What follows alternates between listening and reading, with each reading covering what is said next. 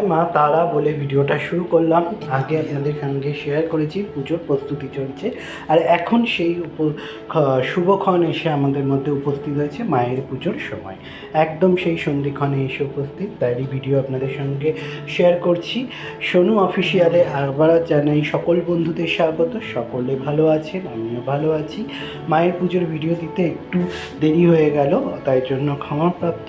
আর এখানে বিকেলবেলা ঢাকি এসে গেছে। মায়ের পুজো ছিল 21শে জুলাই মঙ্গলবার 2026। প্রত্যেক বছর হয় মেসোদের পুজো, এবারে একটু 2-3 বছর পরে হচ্ছে। আর এখানে ঢাকিকে বরণ করে নিয়ে ভোগ প্রস্তুতি চলছে। পরমান্ন হয়ে গেছে, ভোগ হয়ে গেছে, আলুর দম হয়ে গেছে, 5 রকম ভাজা হয়ে গেছে, চাটনি হয়ে গেছে, সুজি হয়ে গেছে, আর হয়েছে বাসমতি চালের বাসন্তী পোলাও হয়েছে। আর যেহেতু মা তারার ভোগ, ওই জন্য আমিষ হবে, নিরামিষ নয়। তো হাঁসের ডিম সিদ্ধ হচ্ছে, এখানে পোনা মাছ আছে, ভাজা হবে, পাঁঠার মাংস।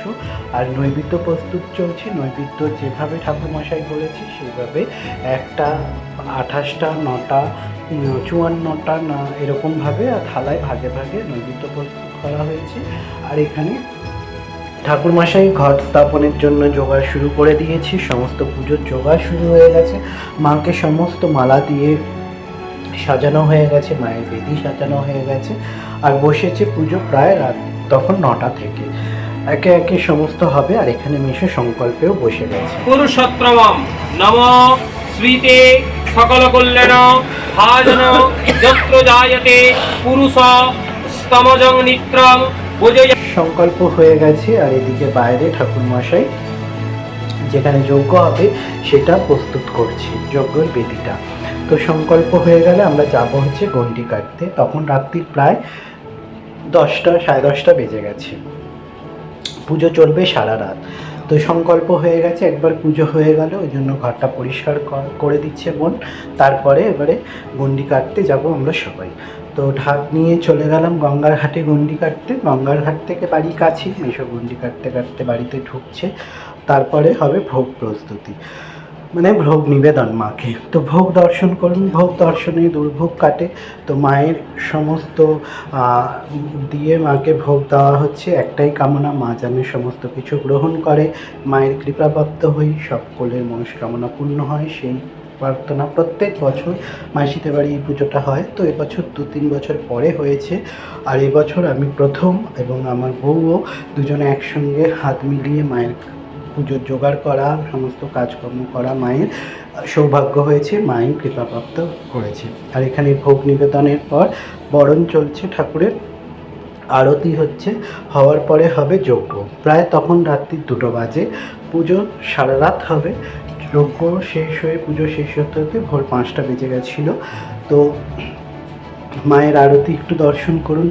একের পর এক যেভাবে প্রত্যেক জিনিস দিয়ে মায়ের আরতি হয়। প্রথমে পঞ্চপ্রদীপ, তারপরে বস্ত্র, পাখা, জলশঙ্খ, এরকমভাবে মায়ের একের পর এক আরতি চলছে।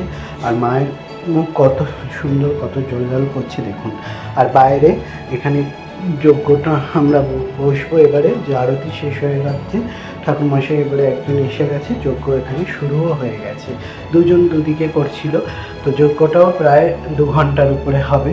জন্য তখন প্রায় রাত্রি 3টে বাজতে যায়।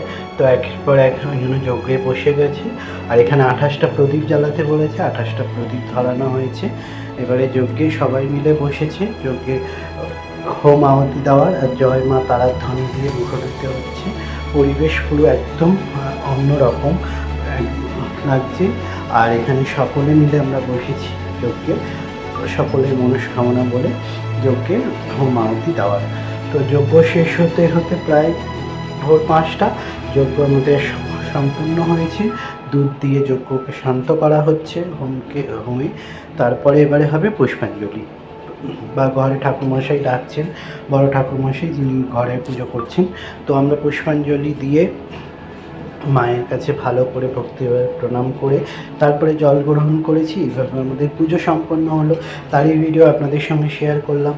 মা যেন সকলের মনস্কামনা পূর্ণ করে, সকলকে ভালো রাখে, সুস্থ রাখে, এই প্রার্থনা করি।